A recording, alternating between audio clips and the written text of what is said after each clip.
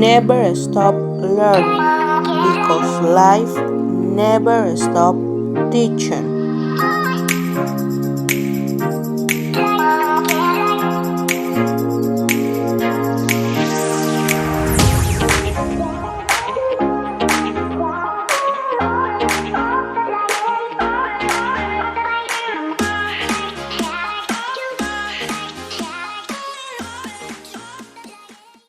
Where are you from?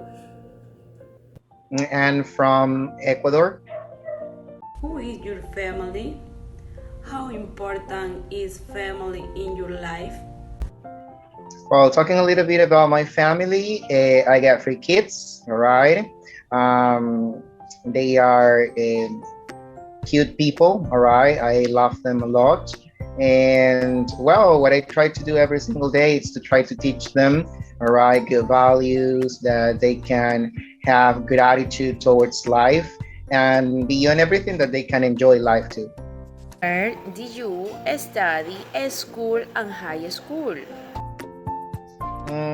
Okay, yeah, talking about my studies in primary and secondary, both were in Jefferson High School.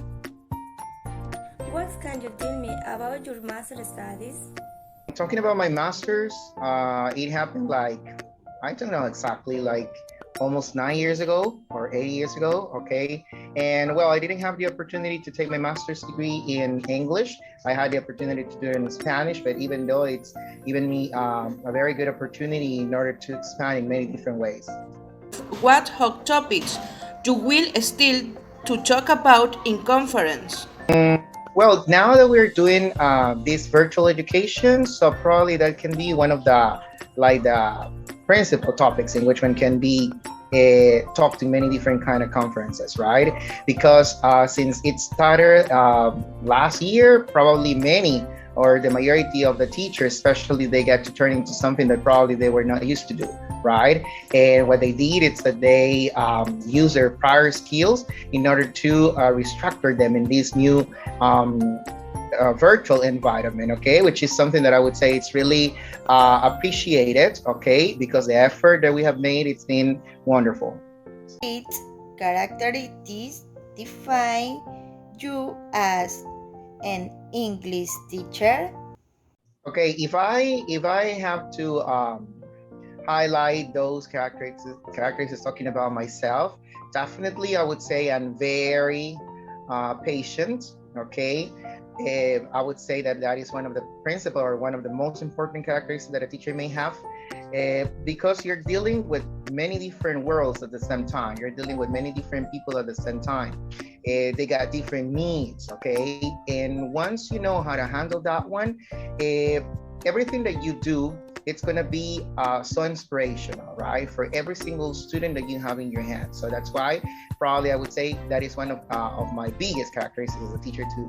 How are your moral principles connecting to your teaching philosophy? Probably we are talking about my experiences, I don't know, in teaching. Yeah, I got plenty of them. All right. But something that I can remember, probably, when I have had students that when they started studying with me, I mean, when I taught them English for the first time, um, they got hooked, all right, on my pronunciation, and that's something that give them the inspiration in order to keep on practicing a little and learn a little bit more. As far as I can remember, it happened like many probably like 10 years ago that I had two students that they got crazy about the way I speak, my fluency, my pronunciation, and all that stuff. And since that moment, they started to love English, and until now, I may say that they are living abroad and they are making a living, okay, in a very developed country, and nowadays they are married and they got kids, and they are doing fine, and that's something that give me reward. Which values do you transmit to your students? If I have to talk about values, okay, the principal one would be respect, all right, because once you model your role as a teacher, you know that you are becoming that kind of example for them.